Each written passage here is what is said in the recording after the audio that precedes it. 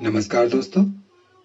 राम ने शंभूक नामक शूद्र का वध क्यों किया और अपनी पत्नी सीता का परित्याग क्यों किया? इन प्रश्नों के उत्तर जानने से पहले मेरी प्रार्थना है कि इस वीडियो को देखते समय अपने पूर्वाग्रह को अलग रख दें, क्योंकि पूर्वाग्रह के साथ तथ्यों को सही ढंग से नहीं समझा जा सकता है। वैसे इस प्रश्न का उत्तर केवल एक वाक्य में दिया जा सकता है कि वास्तव में शंभूक नामक कोई चरित्र मूल वाल्मीकि रामायण में है ही नहीं, किंतु जिससे ये धारणा और विवाद उपजा है उसका समाधान नहीं हो सकता। यहाँ ध्यान दें कि मैंने वाल्मीकि रामायण की बात की है। आज वर्तमान में रामायण के दो संस्करण उपलब्ध हैं, एक महर्षि वाल्मीकि द्वारा रचित और एक कलयुगी वाल्मीकियों द्वारा रचित। दुख की बात यह है कि कलयुगी वाल्मीकि रामायण ही आज अधिक प्रचलन में है।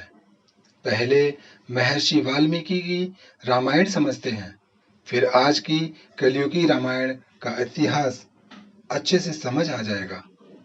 मूल एवं वास्तविक वाल्मीकि रामायण में केवल 6 खंड ही थे: बालकांड, अयोध्याकांड, अरण्यकांड, किष्किंधाकांड, सुंदरकांड एवं लंका अर्थात युद्धकांड।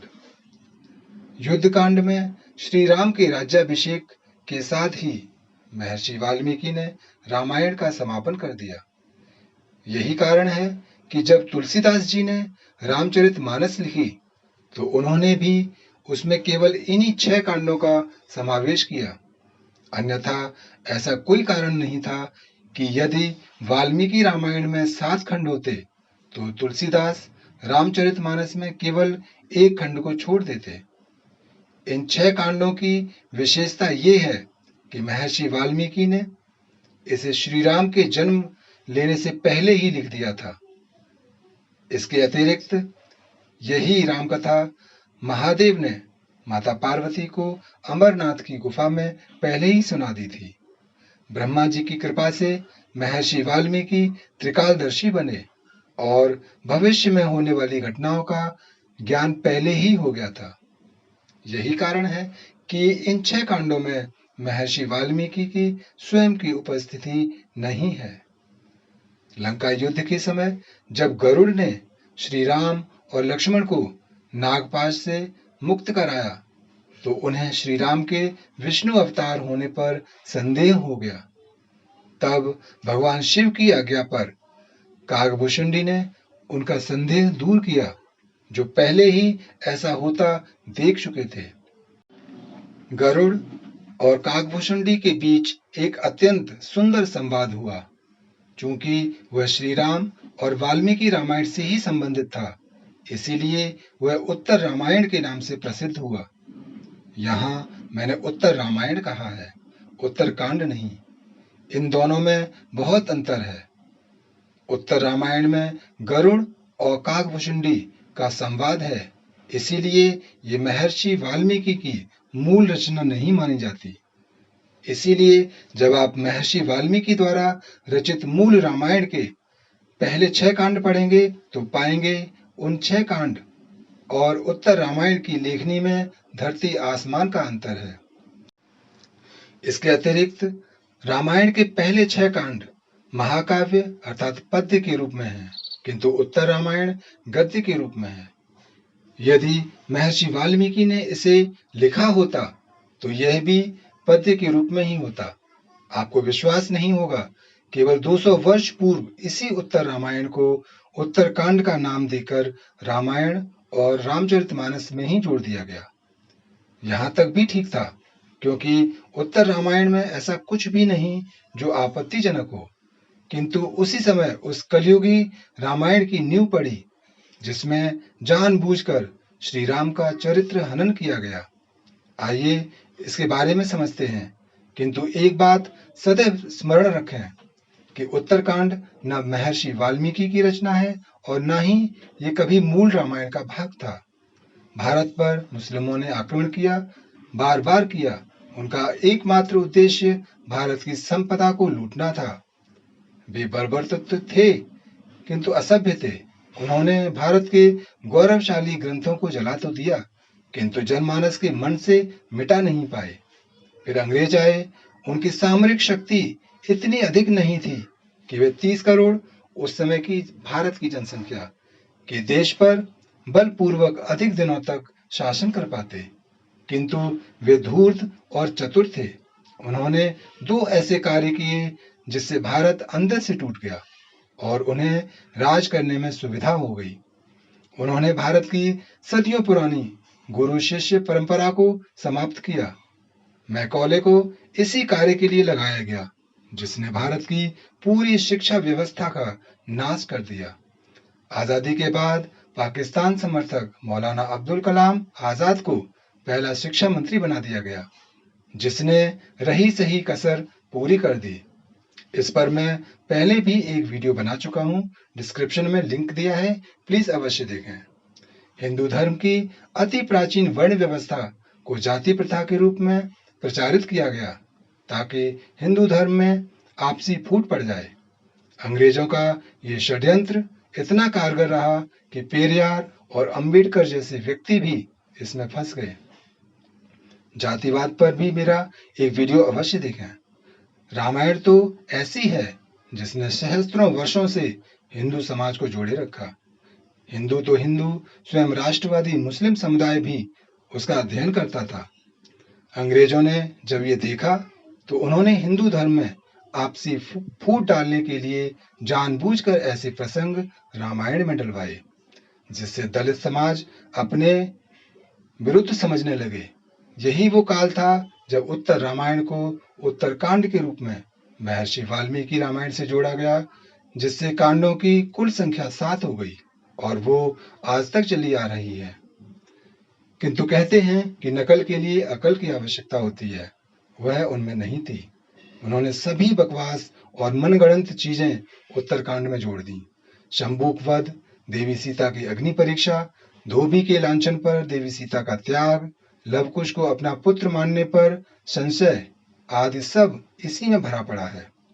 और यहाँ पर मन नहीं भरा तो माता सीता द्वारा धरती में समाहित होने से पहले श्री राम को उनके द्वारा ही खरी कोठी तक सुनवा दी। इन सब का ध्येय केवल श्री राम को स्त्री और दलित विरोधी दिखाना है। किंतु यदि आप ध्यान से देखें तो रामायण के अन्य 6 कांड और उत्तरकांड की भाषा और लेखन शैली में स्पष्ट अंतर दिख जाएगा। ऐसा इसलिए क्योंकि इसे महर्षि वाल्मीकि ने लिखा ही नहीं है। यदि आपको किसी भी पुस्तक में कुछ अनर्गल बातें थोपनी हो तो कहाँ लिखेंगे? आरंभ में तो लिख नहीं सकते, क्योंकि वो कथा पहले ही जनमानस में प्रचलित है। अंत में ही लिखेंगे ना। शंबुक वध के साथ ही कुछ ऐसा ही है। ये कथा कलियुगी उत्तरकांड के सबसे अंत में 76वें सर्ग में लिखी गई।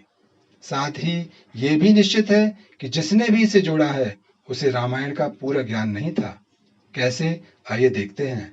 इसमें शंबुक को शूद्र जाति का बताया है, जबकि उस समय जाति नहीं वर्ण हुआ करते थे। वर्ण प्राचीन है, जबकि जाति अभी कुछ शताब्दियों पूर्व ही अस्तित्व में आई है। महर्षि वाल्मीकि स्वयं शूद्र थे। उन्होंने रामायण में इस बात का वर्णन किया है कि जन्म से कोई ब्राह्मण या शूद्र नहीं होता, बल्कि कर्म से होता है। इसके लिए आप मेरा भारत में जातिवाद वाला वीडियो देख सकते हैं। इसके अतिरिक्त शंभू के विषय में लिख दिया गया है। श्री राम पुष्पक विमान पर चढ़कर बहुत काल तक उसे खोजते रहे। लिखने वाले को ये पता नहीं था कि वाल्मीकि रामायण के लंका कांड में ये स्पष्ट लिखा हुआ है कि श्री राम के कहने पर विभीषण ने श्री राम के राज्याभिषेक के पश्चात पुष्पक विमान उसके वास्तविक स्वामी कुबेर को लौटा दिया था। स्वामी दयानंद सरस्वती ने शंबुक वध के झूठ की परतें उधेड़ने वाला एक लेख 1876 में लिखा था, जिसमें वाल्मीकि रामायण के प्रमाणिक श्लोकों द्वारा इस झूठ से पर्दा उठाया गया था। उसी लेख के आधार पर नरेंद्र कोहली ने भी एक शंबुक वध नाम का नाटक लिखा। आप स्वयं विचार कीजिए।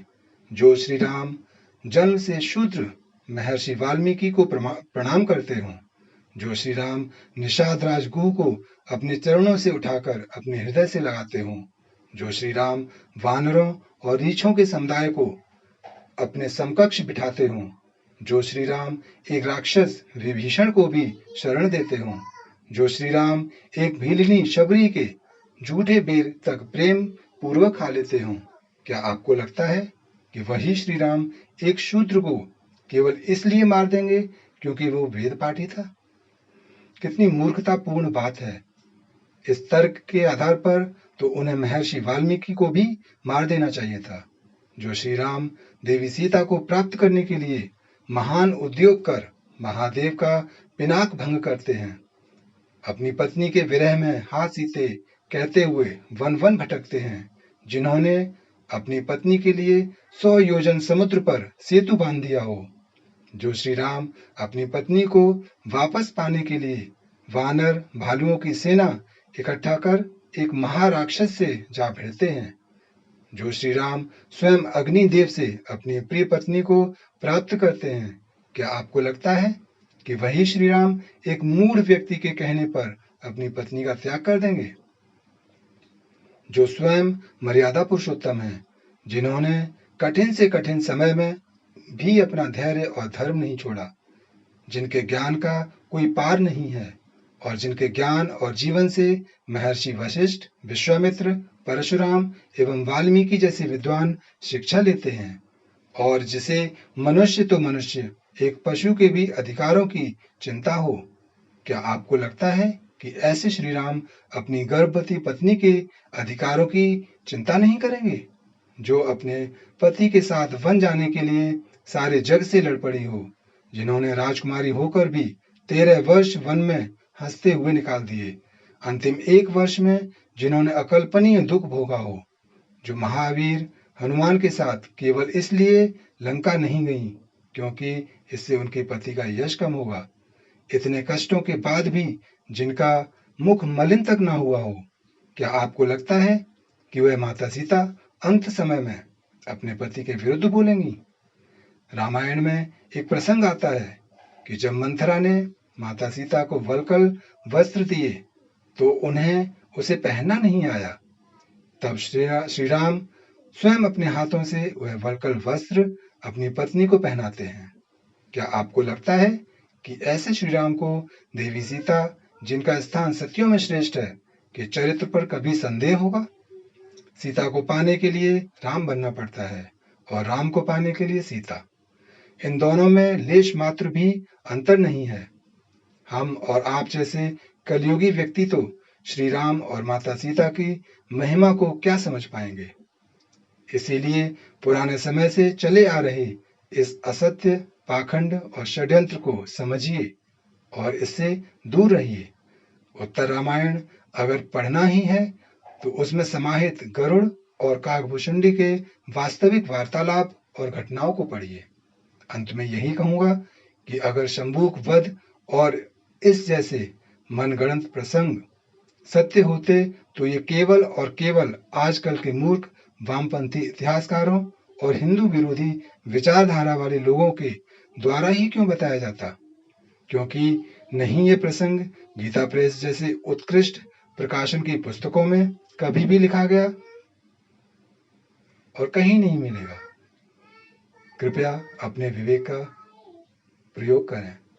इसी के साथ मैं विदा लेता हूँ। आपको मेरा वीडियो पसंद आया हो तो प्लीज़ इसे लाइक और शेयर करना ना भूलें, और आपने मेरे चैनल को सब्सक्राइब नहीं किया हो तो प्लीज़ सब्सक्राइब कीजिए। जय श्री राम।